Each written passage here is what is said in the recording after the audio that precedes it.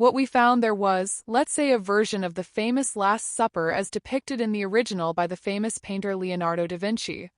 The Last Supper is basically a picture of the biblical scene of Jesus where his apostles have the Last Supper before his crucifixion.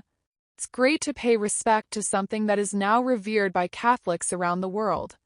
France basically gave it its own twist. So what should have been an adjustment turned into a miracle for the saints. Why? Because in the pictures, queens pulled up with a famous and every religious Last Supper. DJ and producer Barbara Bush, LGBTQ icon, and artists and dancers from both sides of the aisle were snapping photos at the venue. And that caused outrage around the world. Everyone resented France's seemingly insensitive handling of something sacred to so many. Seemed like an amazing event, ridiculous religious sentiment, and the internet exploded, with many criticizing the organizers for trying to do something on the surface of a vigil. They were also upset with the International Olympic Committee (IOC), which oversees all of this, for allowing something like this to slip by. And not only the usual focus on celebrities who witnessed the ceremony, but also the criticism of these politicians around the world gave it their own twist, calling it a shambolic symbol of a global event. The organizers are blamed for misusing the Bible to mock an iconic game. Of course, many of the people who criticized this were Russian Foreign Minister spokeswoman Maria Zakharova. The ISC said nothing over the weekend, but the growing unrest forced Paris 2024 spokeswoman Anna Deshav to come out with an apology. And after that particular clip, that part of the ceremony also pulled down later. But that wasn't the only faux pas the Paris organizers ended up making. Clearly, there was never an intention to show disrespect to any religious group.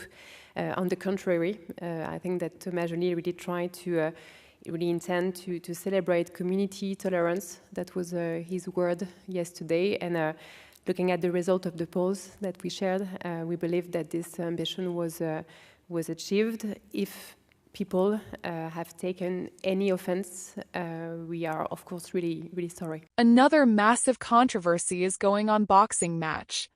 We have also got a strong reaction from Italian President Giorgia Meloni when the 25-year-old failed the International Boxing Federation sex test due to a major controversy at the Paris Olympics, and his was fighting Angela Carini of Italy, who stopped fighting and was declared the winner just 46 seconds afterwards. Khalifa is in the spotlight after being ruled out by the International Boxing Federation ahead of the 2023 World Championship gold medal match in New Delhi. She was disqualified for failing to pass a gender eligibility test that prevents athletes with XY chromosomes from competing in women's events. But the boxing tournaments at the Paris Olympic Games are regulated by the International Olympic Committee, allowing Khalifa to compete despite significant setbacks. Differences in power difference between Khalifa and Carini fights of the 16th was clear in the target word. As the Italian was kicked in the nose sometime later, he signaled to his corner that he could go no further. Contest was immediately called off. The judge declared Khalifa the winner. Carini ignored the Algerian before dropping to his knees and crying.